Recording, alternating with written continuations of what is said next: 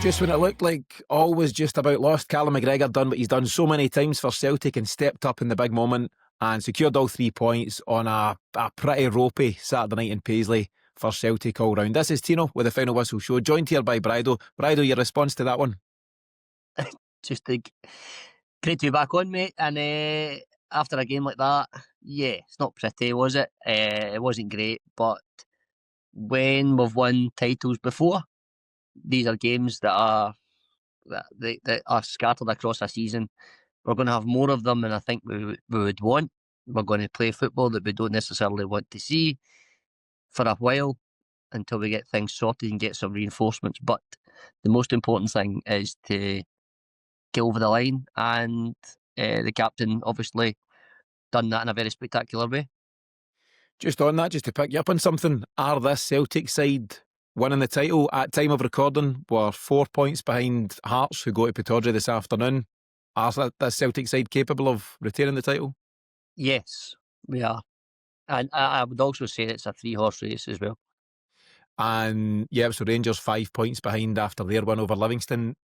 Do we require, I think we know the answer, and will we get is the other question, but do we require serious reinforcements though in January? How confident are you that the club in its current state, and it is a state, do you have belief that we'll get the players that we need?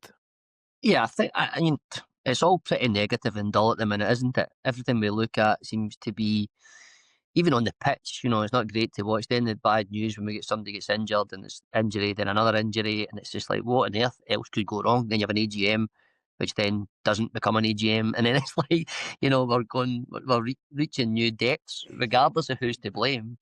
The end result is a club in what would appear to most is turmoil, really. Um, it's a bit all over the place. There's factions wanting one thing done. There's other factions wanting other things done. The board, I have to say, the way they are talking and communicating, yes, you can't apologise for something, and on the other hand, then say it's somebody else's fault.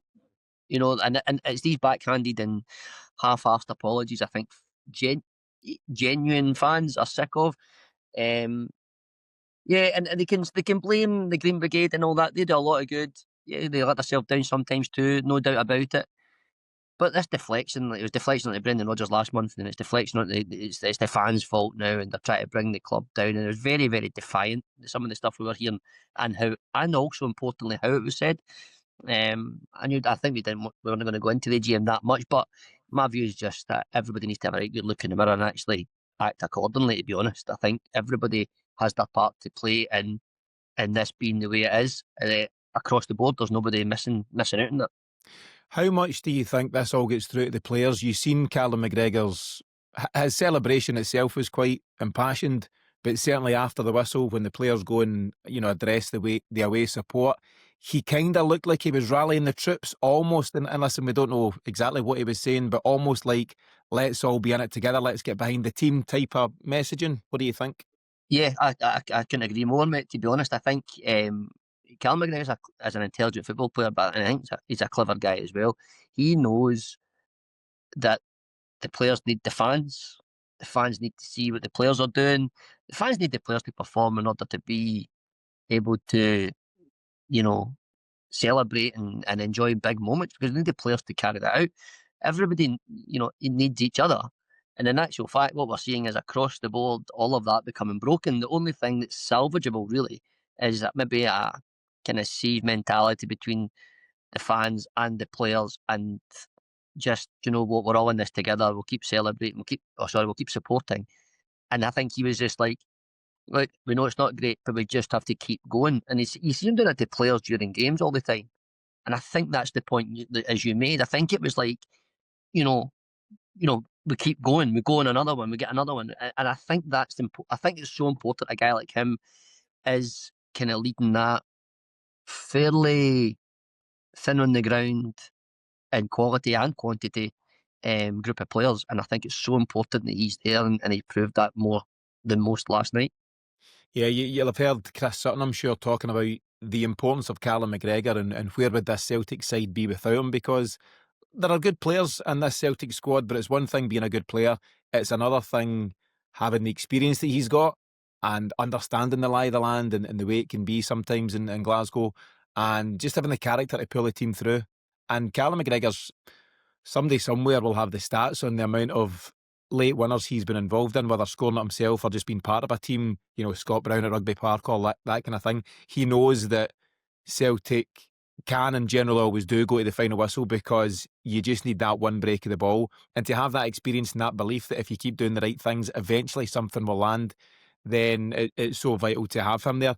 What about the impact that the management situation may be having as well? So I think we got an initial bounce through Martin O'Neill and Sean Maloney, and their domestic record stacks up. They've now won 3 league games, won a League Cup semi-final, and obviously we lost the European game away to Midtjylland. But do you think now that bounce is kind of done? I thought the performance, Bridal, was really quite poor. Do you think that's maybe ran its course and the players are now looking for a bit of stability in terms of whether it's Wilfred Nonsi or somebody else? I think what Martin O'Neill and Sean Maloney and the other coaches have brought, you're right. That's the end of the preview on this bonus episode from Celtic Exchange, but the full episode's available right now over on Patreon, which is where you'll find all of our additional shows, including pre- and post-match for every game, a range of bonus features, plus the daily podcast, which we record every weekday morning. As a member, you'll also get access to our exclusive members-only Celtic Chat community and a host of other benefits, all for just £5 a month. And you can be there in just a few clicks by heading to patreon.com/Celtic Exchange, where you'll join the growing community of Celtic fans who now get more from Celtic Exchange each and every week. So that's patreon.com/Celtic Exchange, or simply click the link in the show notes for this episode.